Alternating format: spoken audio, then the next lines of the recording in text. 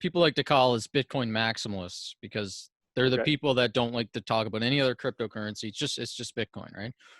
Yeah. And I think it's a big thing because so many early Bitcoiners ended up going away from Bitcoin towards some other cryptocurrency for monetary reasons.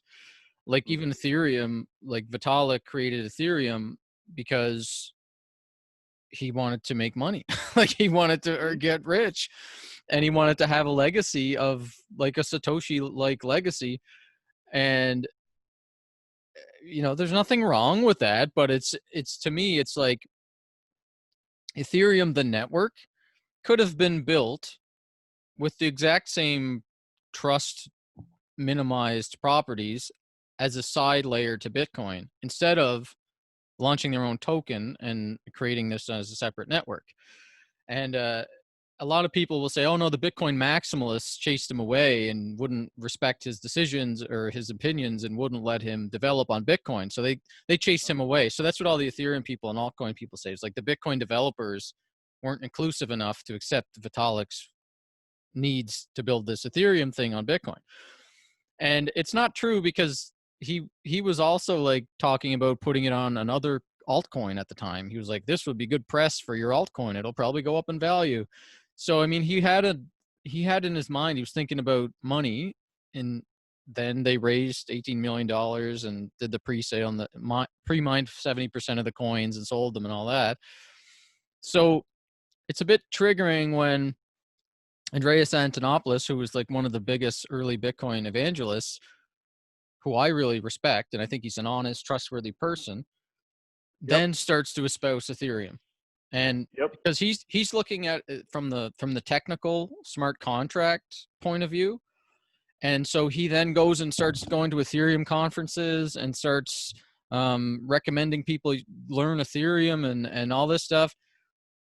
And he's being open and honest, like you're suggesting. He's being open and honest about his reasons why, and it makes sense to a lot of people. But I see that, and I understand why he's doing that. But what he's doing is, whether he knows it or not, I don't think he realizes it.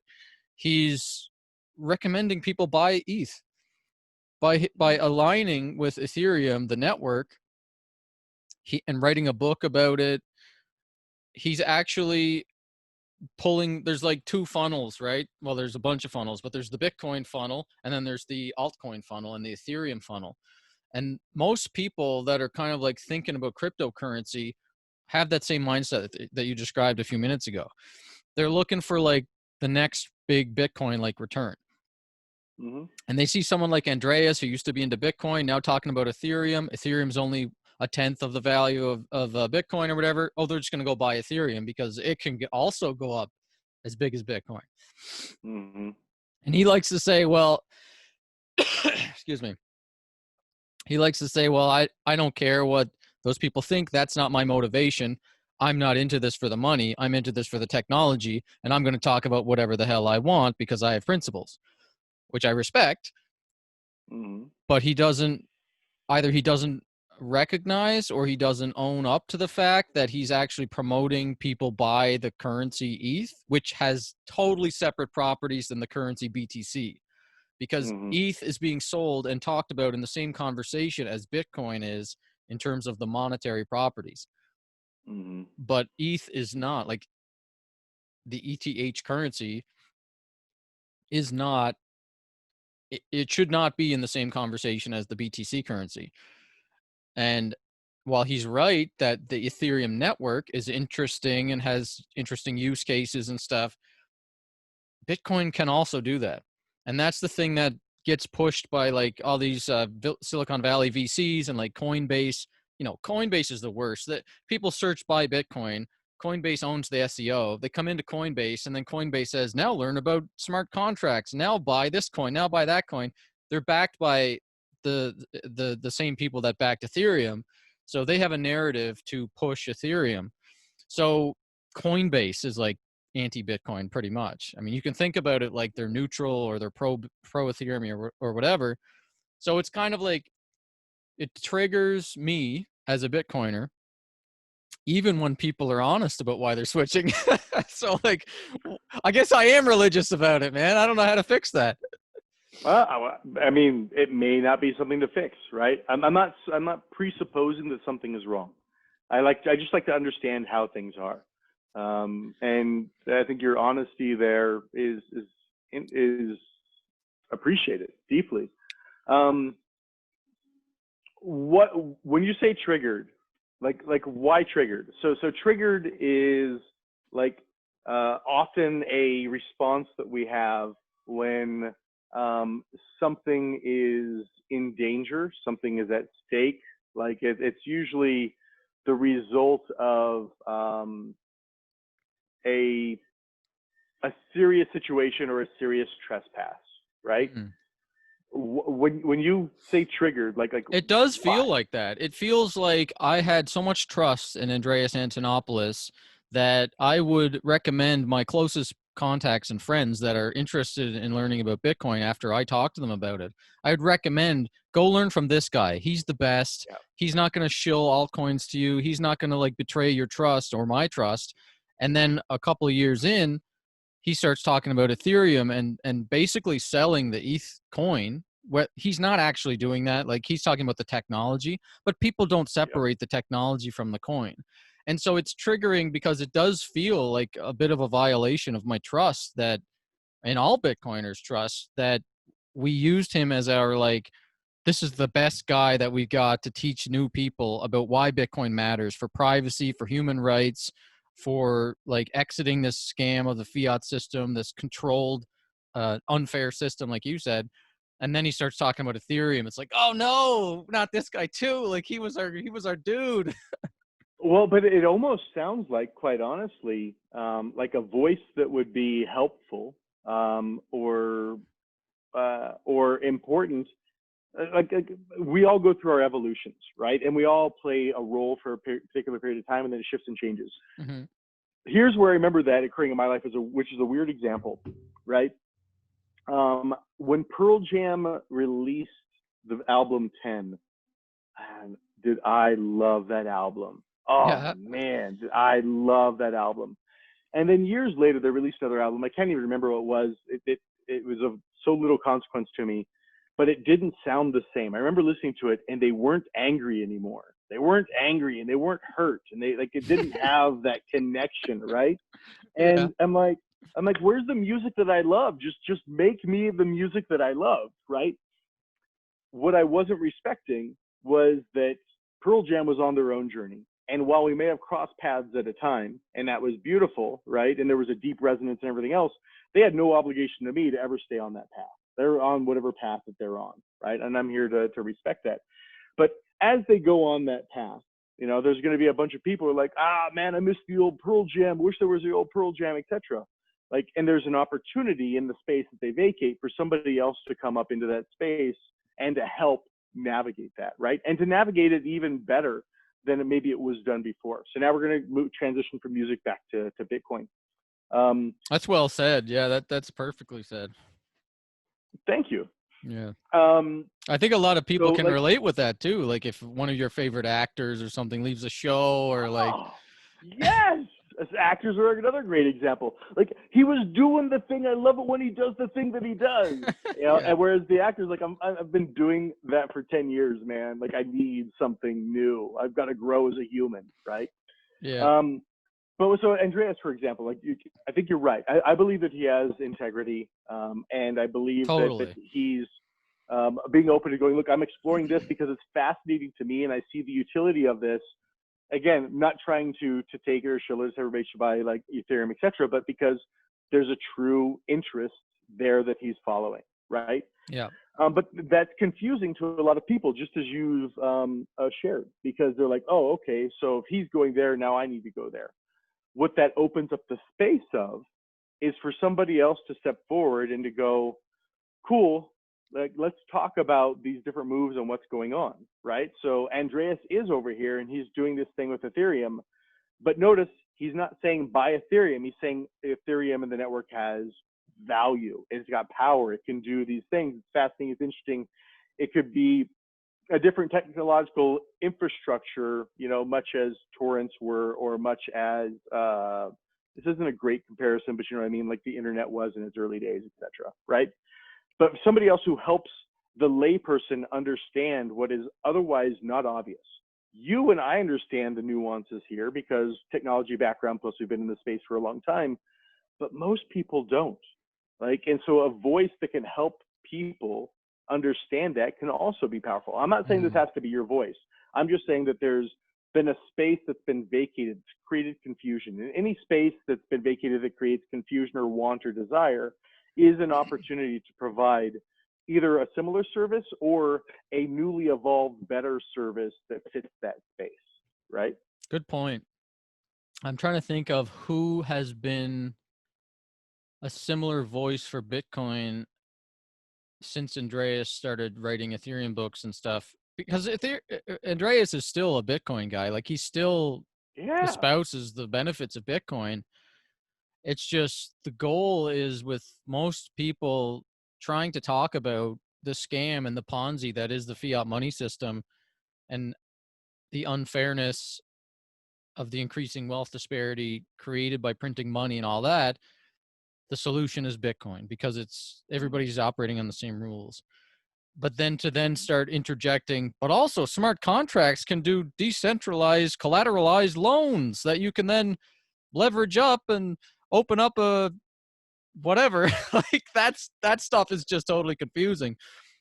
So, but like, who's the guy that's still pushing the banner of Bitcoin but not injecting, like, I'm also into Zoom. Zoom is really cool. Like, they have this cool technology. You should go buy Zoom stock. Or it may be somebody who plays the connective tissue role, right? So what I mean by connective tissue role is, because I see this in other spaces. I'm going to use, again, another weird off-the-side example, but it's just because it's where my mind's been recently. In the early days of personal development, right, you had a couple predominant players, like one of them being Tony Robbins, right? And you were kind of like a Tony Robbins guy or you weren't. And that was like, he was really the big name known in the space, right? So if you were a Tony Robbins guy, you were personal development. Now we've fast forwarded a couple of decades and there are a lot of people in personal development, right? Tony Robbins is still doing his stuff, but now you've got great people like Phil McKernan, you've got the Lifebook guys, you've got Mind Valley, you've got all these different things going on, right? To some degree, Mind Valley plays this, but I don't think that it's necessarily really covered. Once you start to get more and more ideas or players in a space, right, or it just becomes a slightly more confusing space to the average person, then like there's a new value in being like somebody who plays a connective role, right, or the educator / connectivity role, which is, if somebody were to come to me and go, hey, I've got this thing, I wouldn't go, yeah, go talk to Tony Robbins. I'd be like, okay, so what's going on in your life? What are your difficulties? What are you trying to solve? Everything else. And then you could guide them to the right thing that's right for them, right? Or you could simply quantify things so that they have a better understanding for themselves. Oh, yeah. You know, Tony plays in this space. He does this really well. But, you know, this other guy does this other thing really well, and that's why it's going on over here, right? Which then, again, becomes a super trusted guide who is in the space of all these different solutions, right? My personal view, and this is just how I look at it, I am hugely abundance, like mindset oriented, even though I don't always think that way. I'm still human. I still have scarcity mindset. We still have those failings, right? But I believe that the future, Bitcoin's going to be an incredible player, but I believe that there's also going to be other very substantial players in this space. And so I'm less concerned with a singular, like this is the one thing, and more concerned with how do these all play together and how does everybody win in some fashion, right? If we're talking about the true value of digitizing currency, like essentially digitizing, I don't even have terms for that. I haven't had this thought before, so this is all stream of consciousness. Digitizing human interaction and value, right? That's what blockchain is, digitizing human interaction and value. like that space is so large it's not even quantifiable today. You couldn't even put a monetary value on that today. So what it's going to be in the future is obscenely large, and so no one player has to own it all. And I'm curious instead about how people navigate to where they need to go, and B, how do the players work together so it's no longer competing but cooperating. Well, And I know that I've taken a little bit of a tangent on this. no, I it's know a good, it's a little bit of stream of consciousness, but good take it from conversation, there. because that is part of the conversation that we have as Bitcoin like maximalist guys with a lot of these altcoin people, because they kind of have a similar viewpoint of like, you know, why would I use Bitcoin? Like, for example, Brave browser. So Brave created this fork of Chrome that protects your privacy from excessive intrusive trackers and ads and stuff, and then rewards you for your attention. And Bitcoiners were super excited about this because it's like not money, but it's like a way to reward users for interacting with ads and protect your privacy by blocking ads that you don't want and trackers and stuff. And then the creators of Brave were like, oh, the bubble of the ICO bubble is happening. We can actually sell our token. We can create tokens instead of using Bitcoin and raise $100 million and then issue all these tokens out. And then it's much easier to get advertisers and stuff on board because we have this big giant pool of tokens that we can use from. And that was like that was really, I mean, I'm being facetious by saying it like that, but their argument was, we're creating a new network of human interaction between advertisers and content creators and humans that are like clicking ads and spending attention on websites. So we're going to create a new currency that rewards people for their attention. And while that's philosophically an interesting utility and use case, it's intellectually dishonest to say, I feel, that that shouldn't have been just a part of the big Bitcoin system, because the currency is Bitcoin. It should be just Bitcoin. And if you rewarded, you can do it. It's technically feasible. It's technically possible to use Brave, this browser, as a second layer of Bitcoin, where the attention tokens that you're earning are actually Satoshis, like Bitcoin Satoshis.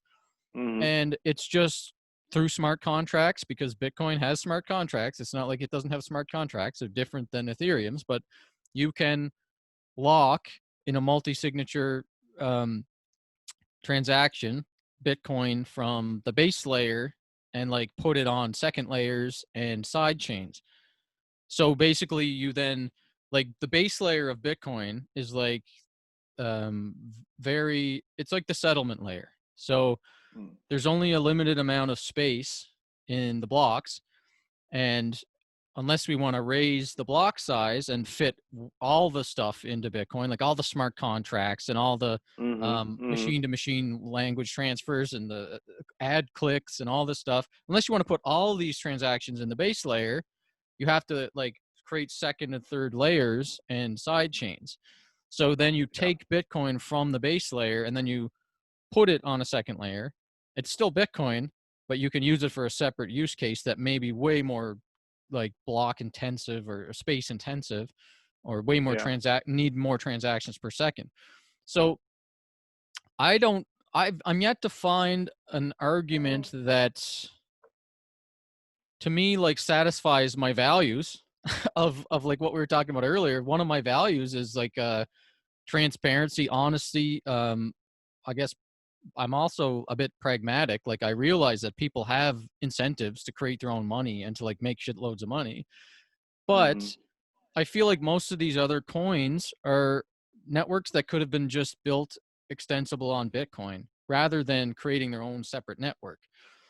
And there's a few of them that like are an exception to that, like that are meant to be monies competing with Bitcoin. Like Monero is like a totally different money, and that it doesn't make sense for Monero. It's an experiment. It's like, I'm not saying go buy Monero. I'm just saying it wouldn't make sense for you to put Monero on Bitcoin, like to link it to Bitcoin. But any of these utility things, like Bitcoin has smart contract platforms linked already to it. It has Liquid Network. There's these guys, Rootstock, that built a whole smart contract platform. Blockstack. There's all these companies now that have created these separate networks that link to Bitcoin that allow these other use cases to happen. But I struggle with this, man, because I'm like, I know that in one way I see your point, and a lot of people make this argument that Bitcoin is not, it shouldn't be just Bitcoin because there's other use cases that Bitcoin doesn't really compete with, right? Like there's security tokens, like putting stocks on a blockchain and allowing people to like trade stocks on a blockchain. That doesn't really compete with Bitcoin. But when people then make their blockchain and they create a token for their blockchain and then they have the conversation about Bitcoin in the same sentence as they're talking about their token, it like muddies the water to the average investor. And it even muddies the water to the sophisticated investor, because I got like very wealthy people coming to me saying like they're going to buy XYZ coin because it's Bitcoin, but like for this use case. And that just shows a lack of like fundamental understanding, I think, of what makes Bitcoin valuable and why it's different. And people do think that they can maybe get a better return by investing in this altcoin. But to be honest, like I'm one of those people that think Bitcoin's going to be $1 million or more in the next 10 years. And like, there's still a lot more than 100x in Bitcoin, I feel.